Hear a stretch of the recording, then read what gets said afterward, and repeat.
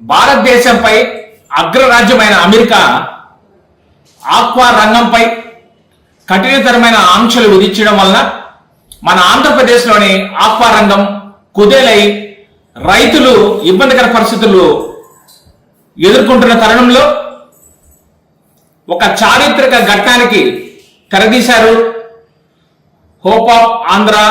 Andhra future యువనేత నారా లోకేష్ బాబు గారు. సముద్రాలు ఎల్లలు దాటి తన అపర చాణక్యంతో దౌత్యం నడిపి ఆస్ట్రేలియా మార్కెట్లోకి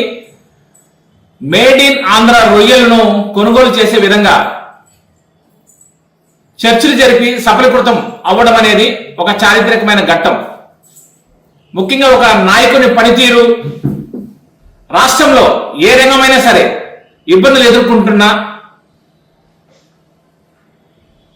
ప్రతికూల పరిస్థితులు సమస్యలను ఎదుర్కొంటున్నా కానీ ఆ రంగానికి అండగా నిలబడి తన ఆలోచనలతో తన ప్రయత్నాలతో ఆ రంగాన్ని అభివృద్ధి దిశగా ప్రయాణం తీసుకుని దూసుకు వెళ్తున్న యువ నాయకులు నారా లోకేష్ గారికి మొన్న వైజాగ్లో ఆర్టిఫిషియల్ ఇంటెలిజెన్సీ గూగుల్ సెంటర్ని తీసుకురావడం, నేడు భారతదేశంలోని 70% పైగా రొయ్యలు ఉత్పత్తి చేస్తున్న ఆంధ్రప్రదేశ్ ఆక్వా రంగం దాదాపు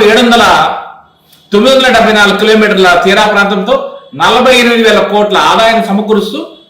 30 లక్షల ప్రత్యక్ష పరోక్ష ఉద్యోగ అవకాశాలను కల్పిస్తున్న ఈ ఆక్వా రంగాన్ని 2030 నాటికి దాదాపు 1,00,000 కోట్ల ఎగుమతులతో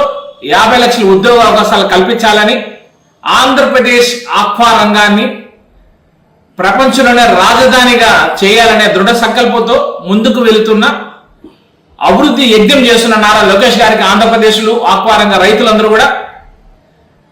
సపోర్ట్ చేసి అతన్ని ఆశీర్వదించాల్సిన అవసరం ఎంతైనా ఉందని కోరుకుంటూ జై ఆంధ్రప్రదేశ్, జై ఆక్వా రంగం, జై నారా లోకేష్ బాబు గారు.